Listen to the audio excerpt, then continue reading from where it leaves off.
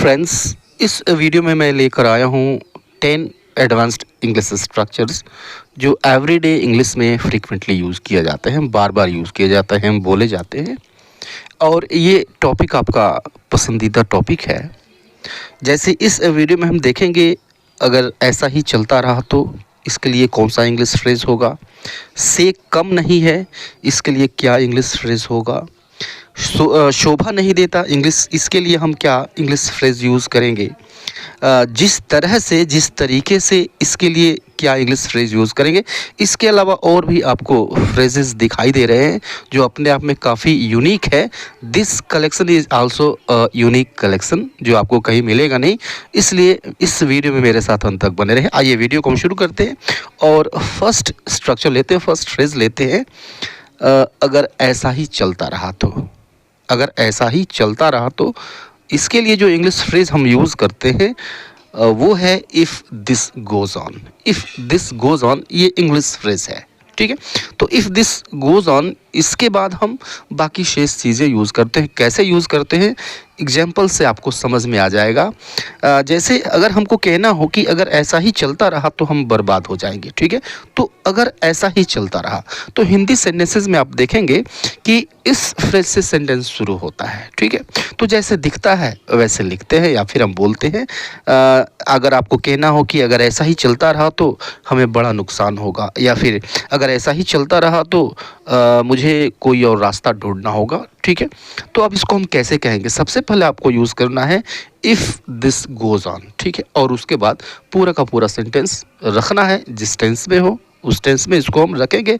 प्रायः आपको फ्यूचर में ये मिलेगा। जैसे देखिए कि अगर ऐसा ही चलता रहा तो हम बर्बाद हो जाएंगे, ठीक है। अगर ऐसा ही चलता रहा, if this goes on, if this goes on, अगर ऐसा ही चलता रहा तो हम बर्बाद हो जाएंगे। इफ़ लग गया तो की इंग्लिश लगाने की ज़रूरत नहीं है, हम बर्बाद हो जाएंगे। We will get ruined, will get ruined, if this goes on will get ruined, okay, right.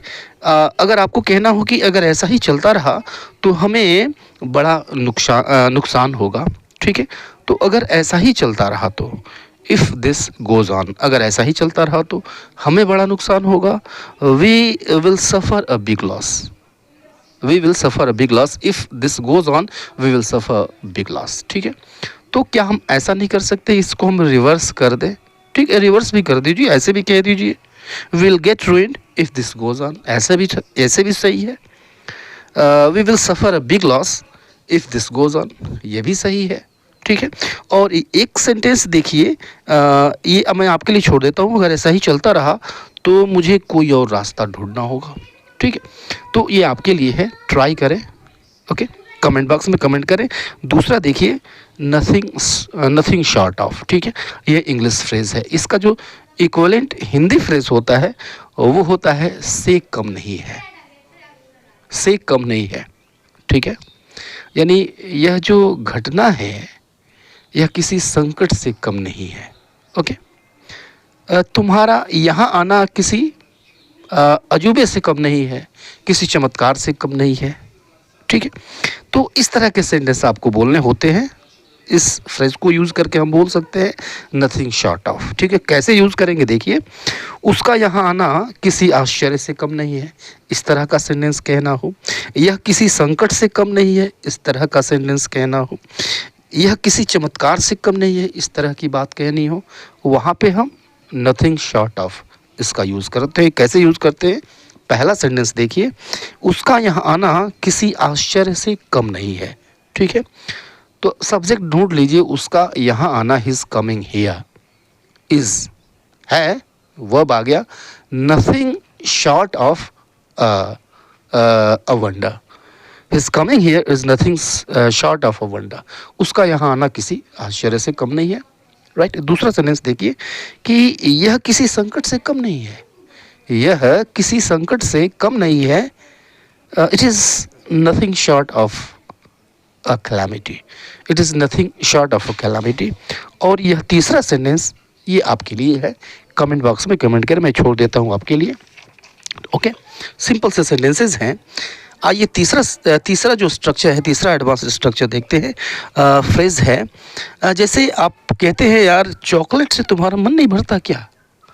TV देखने से तुम्हारा मन ही नहीं भरता। ओके, बहुत कॉमन सा ये सेंटेंस है जो एवरीडे इंग्लिश में यूज़ करते हैं। इसका जो इक्विवेलेंट फ्रेज होता है वो होता है can not get enough of.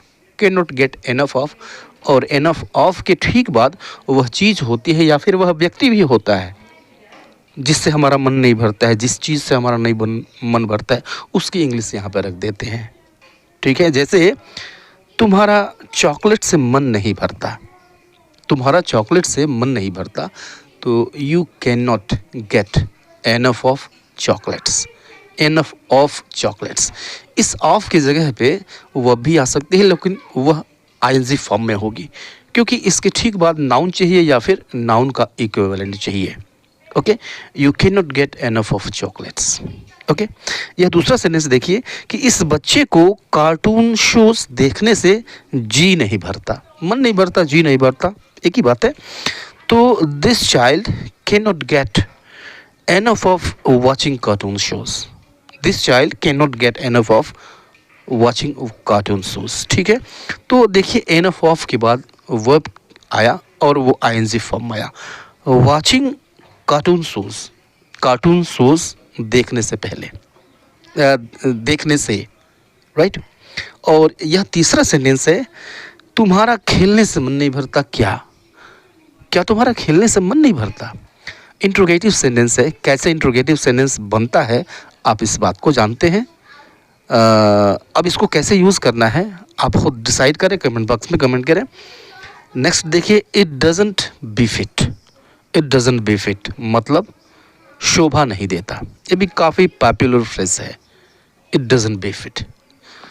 तुमको झूठ बोलना शोभा नहीं देता, तुमको झूठ बोलना शोभा नहीं देता, आपको देर से आना शोभा नहीं देता। ठीक है, राइट। तो झूठ बोलना तुम्हें शोभा नहीं देता, काफ़ी कॉमन सेंटेंस है। It doesn't befit you. Okay, हम यूज़ क्या करते हैं? Doesn't befit. तो it doesn't befit you, befit के ठीक बाद हम उस व्यक्ति को यूज़ करते हैं जिसके लिए हम यह कह रहे हैं तुमको शोभा नहीं देता, उसे शोभा नहीं देता, बिफिट यू। तुमको शोभा नहीं देता, बिफिट यू, उसको शोभा नहीं देता, बिफिट हिम।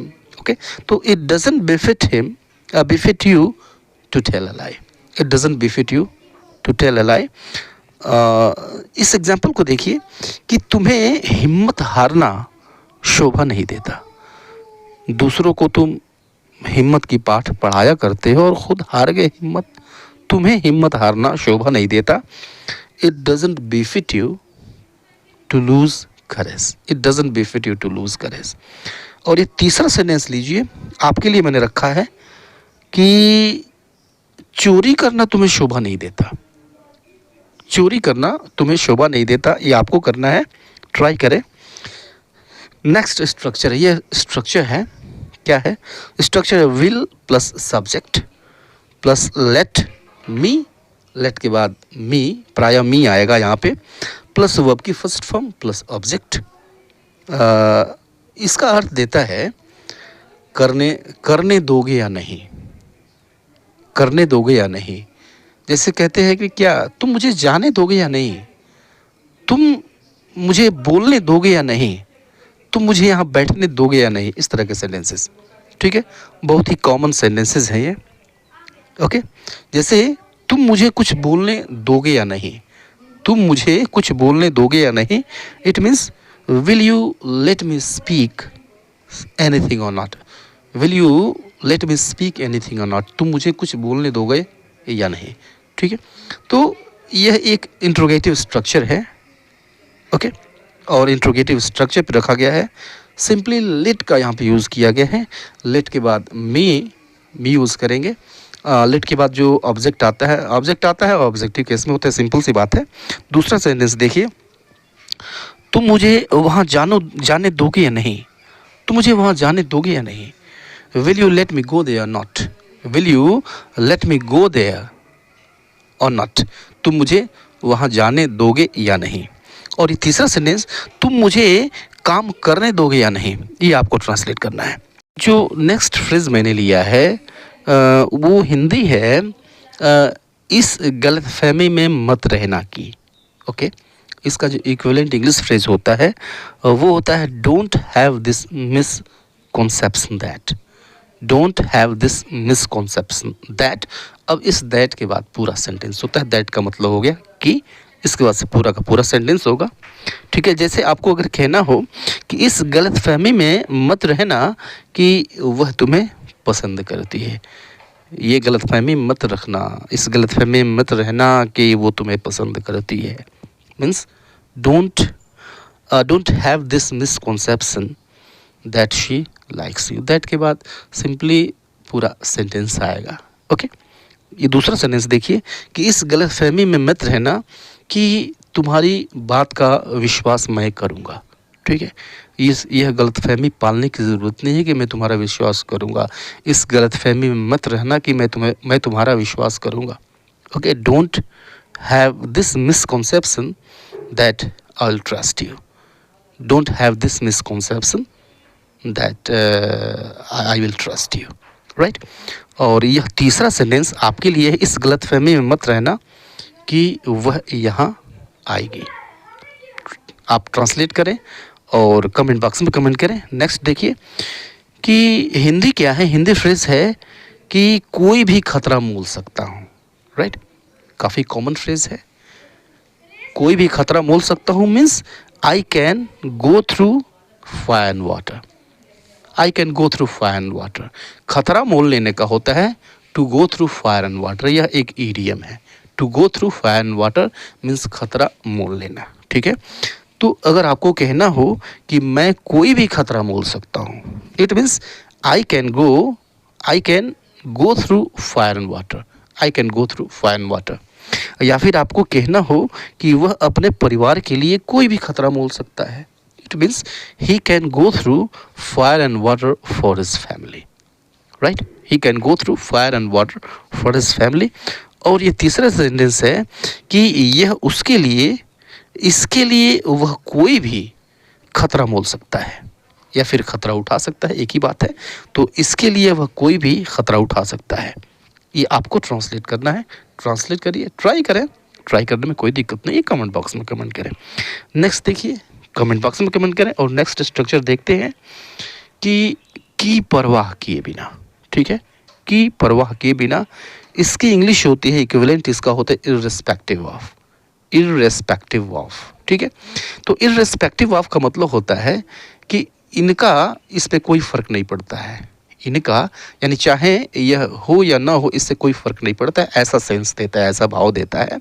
ठीक है, जैसे हमको कहना हो कि सबको वोट का अधिकार है। ठीक है, इससे फ़र्क नहीं पड़ता कि वह किस जाति का है, किस धर्म का है, क्या उसका लिंग है, इससे कोई फ़र्क नहीं पड़ता। तो यहाँ से इससे कोई फ़र्क नहीं पड़ता, या फिर की परवाह किए बिना, या फिर चाहे वो किसी जाति का हो, किसी धर्म का हो, किसी मज़हब का हो, इससे कोई फ़र्क नहीं पड़ता। तो इसके लिए हम यहाँ पर इस बात को बताने के लिए इर्रेस्पेक्टिव ऑफ का यूज़ करते हैं। ठीक है, जैसे ये एग्जाम्पल था कि सबको वोट का अधिकार है, चाहे वह किसी जाति, किसी धर्म, किसी लिंग का हो।